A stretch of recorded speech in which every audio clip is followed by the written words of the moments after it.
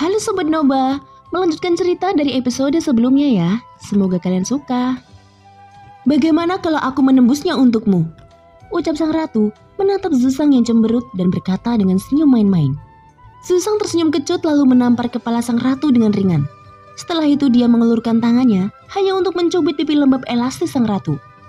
Saya sudah mati dan saya tidak memiliki kemampuan itu lagi, ucap Zuzang. Benarkah?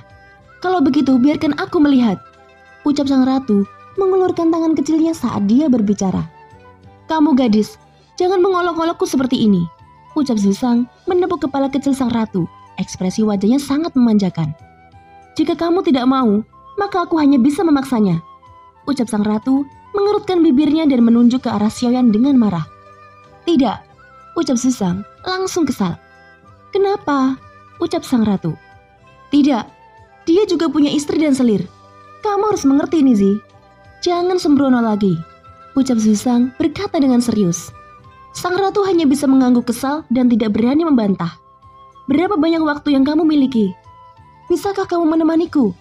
Tanya sang ratu dengan hati-hati. Zuzang memandang sang ratu yang bersarang di pelukannya.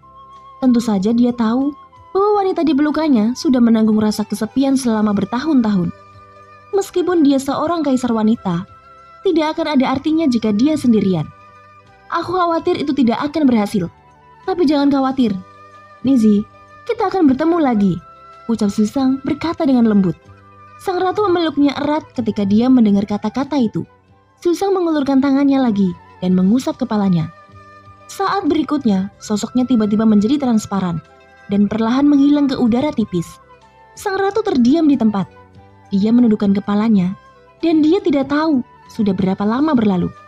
Dia menyeka pipinya, lalu mengangkat kepalanya dengan tatapan tajam.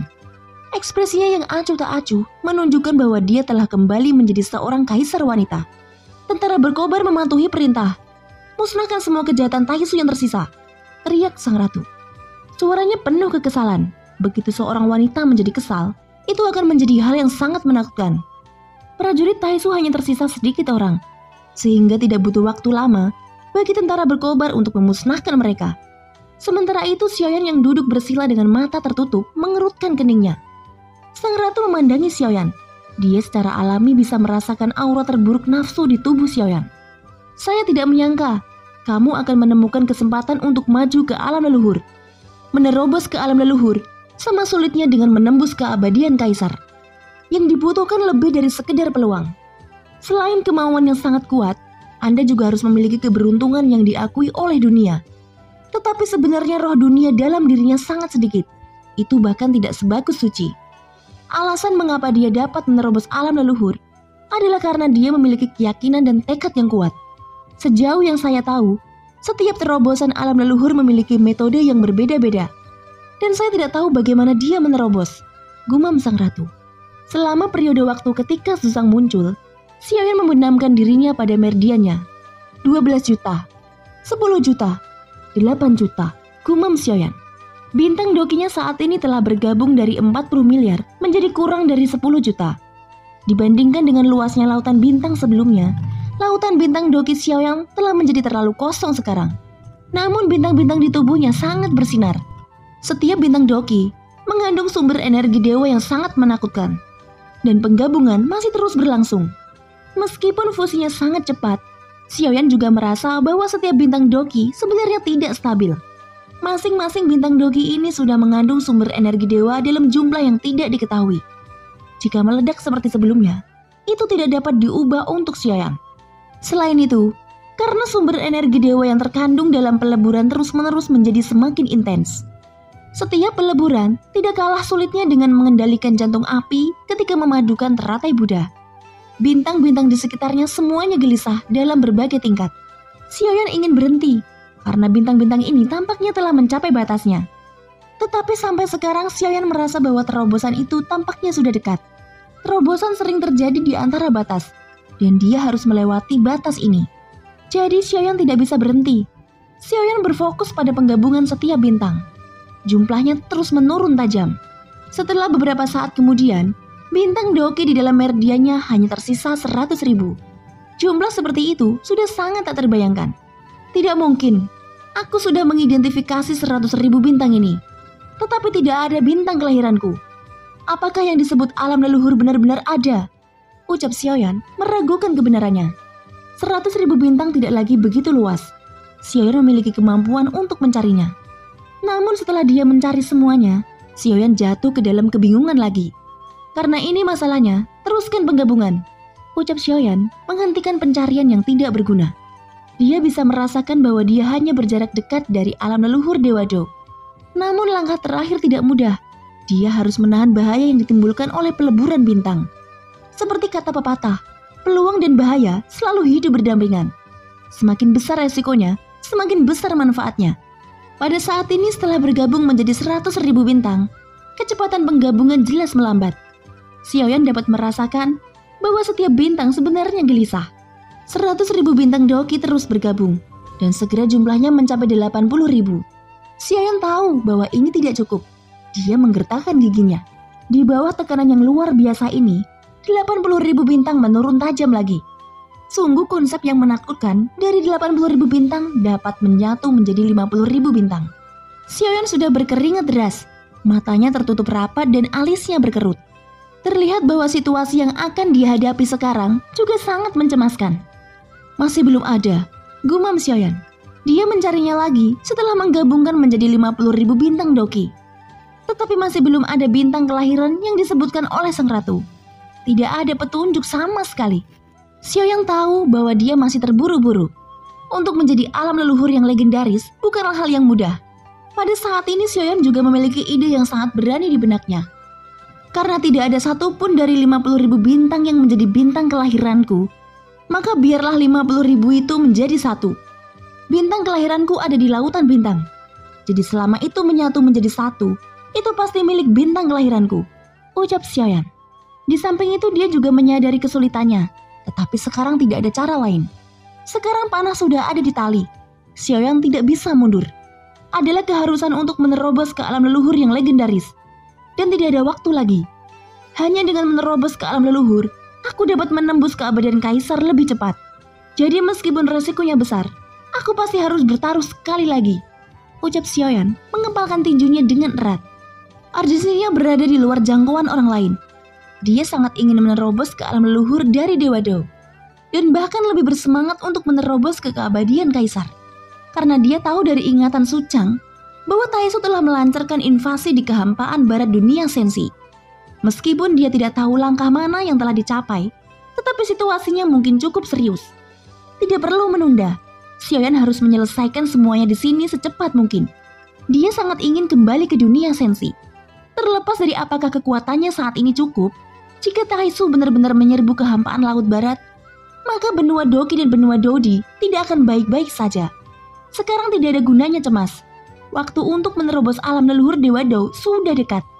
Xiaoyan tahu bahwa dia harus memanfaatkan kesempatan ini. Begitu dia melewatkannya, tidak ada kemungkinan untuk menembus alam leluhur lagi di masa depan. Oleh karena itu Xiaoyan dengan teguh menahan rasa sakitnya. Dan dia mencoba yang terbaik untuk menekan puluhan ribu bintang Doki yang gelisah. Memungkinkan mereka untuk terus bergabung secara paksa. Semakin banyak batasnya, semakin dekat terobosannya. Xiaoyan sangat menyadari kebenaran ini. Lagi pula tidak akan mudah menerobos alam leluhur yang legendaris. Tetapi meskipun Xiaoyan telah membuat persiapan mental, dia tidak menyangka bahwa cara untuk menerobos adalah penggabungan. Ada lebih dari 40 miliar bintang Doki di tubuhnya. Xiaoyan telah mengkompresi lebih dari 40 miliar menjadi 50.000 dan masih menyatu lagi dari 50.000 menjadi 40.000. Dahi Xiaoyan berkeringat dingin karena selama ada satu penggabungan yang tidak berhasil, maka semuanya akan gagal. Xiaoyan dengan hati-hati mengoperasikan pagoda emas dan sekarang telah memasuki tahap yang sangat sulit. Melihat bintang-bintang Doki yang terus bergabung, Xiaoyan dapat merasakan bahwa kegelisahan bintang Doki menjadi semakin tidak terkendali. Sang ratu yang merasakan naik turunnya aura Xiaoyan telah berdiri di samping tidak berani bergerak setengah langkah. Sang ratu secara alami tahu bahwa ini adalah waktu yang sangat kritis bagi Xiaoyan. Mengapa auranya begitu terburu nafsu? Jika ini terus berlanjut, aku khawatir hasilnya tidak akan baik.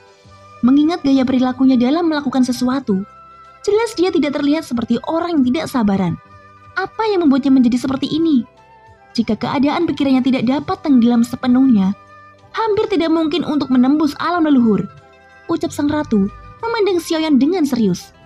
Dia sepertinya bisa merasakan keadaan pikiran Xiaoyan yang kacau. Naik turunnya aura Xiaoyan saat ini menandakan perubahan emosinya. Sepertinya bisa menyentuh kesempatan alam leluhur. Mungkin tidak dapat dipisahkan dari masalah mendesaknya. Tapi aku khawatir jika keadaan pikiranmu seperti ini akan sangat sulit menerobos, gumam sang ratu. Tetapi dia tidak memilih untuk membantu Xiaoyan. Sejak Xiaoyan dibawa pergi ke dalam dimensi Taisu, dia bahkan tidak memilih mengambil tindakan. Dia tahu bahwa bahaya semacam itu tidak cukup merenggut nyawa Xiaoyan. Sang ratu hanya perlu berada di sisinya untuk melindunginya. Apakah dia bisa berhasil? Itu semua tergantung pada nasib baik Xiaoyan sendiri. Dengan berlalunya waktu, Xiaoyan menyatukan bintang Doqi di tubuhnya menjadi hanya 10.000 bintang. Dan masing-masing dari bintang itu memancarkan cahaya yang menyilaukan. Tetapi pada saat yang sama, bintang-bintang ini semakin gelisah. Tanpa campur tangan Xiaoyan, bintang-bintang ini telah berhenti bergabung secara aktif. Dengan kata lain, mereka semua telah mencapai batas penggabungan. Xiaoyan tidak mencari bintang kelahirannya. Jika bintang kelahirannya akan muncul, seharusnya sudah lama muncul. Xiaoyan bisa merasakan bahaya pada 10.000 bintang yang gelisah ini. Instingnya mengatakan bahwa jika dia masih dengan paksa menggabungkan 10.000 bintang Doqi, kemungkinan ledakan penggabungan juga meningkat. Satu kesalahan dari ledakan 2 bintang dapat langsung membunuh Xiaoyan. Aku Xiaoyan sudah melalui pasang surut kehidupan yang tak terhitung jumlahnya. Jika melewati gerbang kematian merupakan satu-satunya syarat menjadi lebih kuat, aku tidak keberatan untuk memasukinya. Tidak ada jalan keluar untuk menjadi lebih kuat. Berhasil atau gagal, biarkan takdir yang menentukan, ucap Xiaoyan menggertakkan giginya. Bukan Xiaoyan jika dia tidak melakukan kegilaan dalam tindakannya. Untuk mencapai ranah yang tidak dapat dicapai orang lain, hal seperti hidup dan mati semacam ini tidak bisa dihindari. Segera Xiaoyan terus memadukan 10.000 bintang dengan berani dan mengendalikan bintang Doqi untuk memulai penggabungan yang mustahil. Sekarang Xiaoyan telah kehilangan akal sehatnya.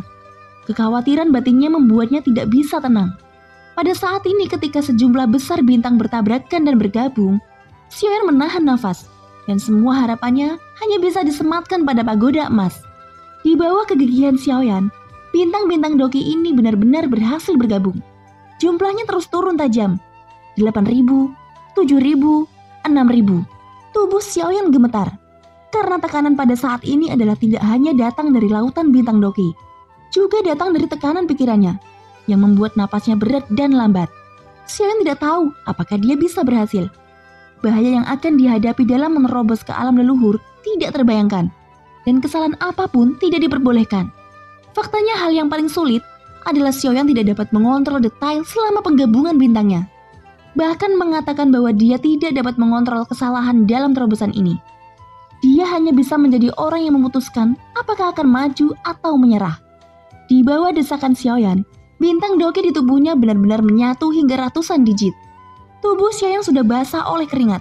Itu tidak terlalu sulit, tetapi tekanan ini membuat Xiaoyan dalam keadaan tegang. Apalagi saat ini jumlah bintang Doqi mendekati angka ratusan. 800, 700, dan mereka masih menyatu. Setiap bintang sebenarnya terus-menerus menembus batasnya sendiri. Tentunya itu juga karena paksaan Xiaoyan. Dengan jumlah ini Xiaoyan masih belum melihat bintang kelahirannya. Itu bahkan membuat Xiaoyan bertanya-tanya, apakah memang ada bintang kelahiran? Tapi masalahnya sudah sampai pada titik ini. Keraguan tidak ada gunanya. Karena penggabungan masih memungkinkan, maka Xiaoyan tidak berniat untuk berhenti. Bahkan jika kegelisahan pada bintang Doqi telah membuat lautan bintangnya tidak dapat distabilkan, tapi semakin ini masalahnya, berarti terobosannya semakin dekat. 500, 300, 100, 50, 10, 4, 3, 2. Pada saat ini, hanya 2 bintang Doqi yang tersisa di lautan Meridian Xiaoyan. 2 bintang yang sangat bersinar. Di lautan Meridian yang luas ini, meski hanya ada 2 bintang, kecermelangan yang dipancarkan cukup untuk menerangi seluruh lautan Meridian yang terakhir menyatu. Dan setelah hanya 1 bintang, itu pasti bintang kelahiranku, ucap Xiaoyan menggertakkan giginya. Pikirannya teguh, dan bahkan tanpa ragu sedikit pun, 2 bintang terakhir mulai menyatu. Kedua bintang Doqi seperti 2 harimau ganas. Mereka harus menelan satu sama lain untuk bertahan hidup saat ini. Tetapi tidak satu pun dari mereka mau ditelan. Kecepatan fusi jauh lebih lambat daripada fusi sebelumnya. ada ledakan dari kedua bintang, dan segera bintang Doki yang mengamuk meledak di atasnya, bergegas menuju meridian Xiaoyan. Penggabungan itu meledak, tapi itu bukan ledakan yang lengkap. Itu harus dikatakan sebagai fluktuasi yang relatif besar. Dengan fluktuasi seperti itu, sumber energi dewa yang keluar langsung berenang melalui meridian Xiaoyan. Untungnya Xiaoyan juga mengaktifkan inti guntur hampir bersamaan, menggunakan kekuatan inti guntur void untuk melindungi meridiannya di sekujur tubuhnya. Meski begitu, darah masih meluap dari sudut mulut Xiaoyan. Beberapa meridian gagal bertahan dan pecah. Sebelum meridian Xiaoyan yang pecah dapat dipulihkan lagi, ledakan lain datang dari dua bintang terakhir yang menyatu. Kedua bintang itu sudah terjalin, dan kedua belah pihak saling melahap hingga setengahnya. Penggabungan tampaknya hanya masalah waktu. Tetapi apakah Xiaoyan dapat bertahan sampai kedua bintang itu benar-benar menyatu? Merupakan ujian sesungguhnya bagi Xiaoyan. Sumber energi dewa yang tersapu oleh ledakan lain masih sangat megah. Xiaoyan harus mengendalikan sumber energi dewa yang agung ini untuk tidak membuat kerusuhan di tubuhnya, dan kemudian mengirimkannya kembali ke lautan meridiannya. Tapi meridian yang pecah akibat benturan barusan belum pulih, dan kejutan lain membuat meridian Xiaoyan semakin tak tertahankan. Bahkan dengan perlindungan inti guntur void, tidak ada cara untuk melindungi mereka sepenuhnya. Xiaoyan yang menutup matanya rapat-rapat memuntahkan seteguk darah segar. Pada saat ini daging dan darah di tubuh Xiaoyan dengan cepat layu dan menguap. Darah di seluruh tubuhnya tampak terkuras. Setelah beberapa saat, Xiaoyan yang sedang duduk bersila tampak seperti biksu tua yang sedang bermeditasi. Semua rambutnya rontok, dan dia seperti mumi yang duduk bersila selama ribuan tahun. Satu-satunya perbedaan adalah bahwa meskipun tubuh fisik Xiaoyan terlihat layu, jika seseorang merasakannya, seseorang bisa merasakan vitalitas yang luar biasa agung yang berasal dari meridiannya. Namun vitalitas agung ini juga menghilang dengan cepat, seperti lilin yang penuh dengan nyala api. Dan nyala api secara bertahap semakin kecil hingga dapat padam kapan saja. Tubuh fisik Xiaoyan retak. Segera sumber energi dewa yang mengamuk itu menyembur keluar dari tubuhnya. Sebagian besar meridiannya runtuh. Sumber energi dewa terus mengalir keluar dan mulai melahap nyawa Xiaoyan. Dalam sekejap tubuh Xiaoyan mengering dan hidupnya dengan cepat dilahap. Sialan, apakah aku sudah mencapai batas? Ucap Xiaoyan menggertakkan giginya. Kesadarannya mulai menjadi tidak jelas, karena yang dijarah bukan hanya kekuatan hidup, tetapi juga kekuatan jiwa. Keadaannya sangat kritis, tetapi hanya selangkah lagi dari kesuksesan penggabungan bintang. Langkah inilah yang membuat Xiaoyan merasa sangat tidak rela. Pada saat ini Xiaoyan dapat memilih untuk menyerah, dan kedua bintang akan berhenti bergabung. Pada saat itu lautan bintang mungkin pulih hingga 40 miliar. Hanya saja Xiaoyan tidak akan mau. Kedua bintang itu hampir tumpang tindih. Jika tidak ada lagi kekacauan, mungkin Xiaoyan masih bisa bertahan di saat-saat terakhir ini. Xiaoyan menggertakkan gigi dan dia hanya bisa berdoa secara diam-diam. Namun semakin dia tidak ingin hal itu terjadi, semakin mudah hal itu terjadi. Tetapi ketika kedua bintang akan saling tumpang tindih dan bergabung, terdengar suara ledakan yang menggema di tubuhnya. Sumber energi dewa yang mengamuk bergegas menuju tubuh dan jiwa Xiaoyan yang telah terluka parah. Di bawah situasi yang benar-benar tak terkendali ini, Xiaoyan tidak tahan dengan dampaknya. Sumber energi yang mengamuk di tubuhnya telah mencapai titik kritis dan dia gagal. Sumber energi dewa ini akan menyebabkan dia meledak sampai mati. Sekarang pikiran Xiaoyan kosong, dan dia tidak pernah meminta bantuan dari awal sampai akhir. Selir selalu ada di sini. Selama kamu membuka mulut, selir akan bergerak kapan saja, ucap sang ratu. Pada saat ini sebuah suara terdengar di benak Xiaoyan, dan segera ada arus hangat yang keluar dari tubuhnya. Vitalitas agung mulai mengalir dengan gila-gilaan di dalam tubuh Xiaoyan. Kekeras kepalaanmu sangat mirip dengan kehidupanmu sebelumnya, gumam sang ratu. Di bawah nutrisi vitalitas yang agung ini, Xiaoyan telah jatuh koma segera mendapatkan kembali kejernihannya. Meridian serta tubuhnya yang rusak dengan cepat diperbaiki oleh kekuatan yang kuat. Xiaoyan segera mulai mengoperasikan pagoda emas untuk menyelesaikan penggabungan terakhir.